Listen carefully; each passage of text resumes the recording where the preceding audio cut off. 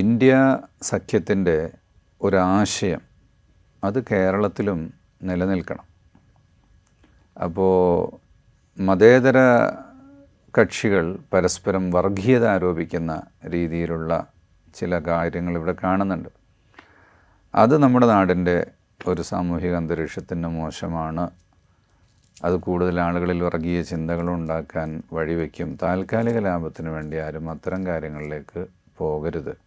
പിന്നെ ഈ രാഷ്ട്രീയ പാർട്ടിയായ ലീഗും മതസംഘടനയും തമ്മിൽ ഇങ്ങനെ ചേർത്തി പിടിച്ചു പോകുന്നത് കൊണ്ടുണ്ടാകുന്ന കുറേ പ്രശ്നങ്ങളാണിത്. ലീഗ് കുറച്ചുകൂടി സ്ട്രെങ്ത് ആർജിക്കണം.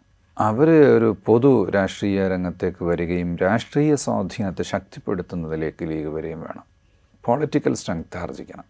റെസ്പോൺസിബിൾ പൊളിറ്റിക്സ് ഞങ്ങൾ പറയുന്നൊരു കാര്യം അതാ, ഉത്തരവാദിത്തം, മനുഷ്യപ്പറ്റിൻ്റെ രാഷ്ട്രീയം എന്ന് പറയുമ്പോൾ സന്നിഗ്ധ ഘട്ടങ്ങളിൽ അല്ലെങ്കിൽ ഒരു ഇലക്ഷൻ എന്ന ക്രൂഷ്യൽ പോയിൻ്റാണ്.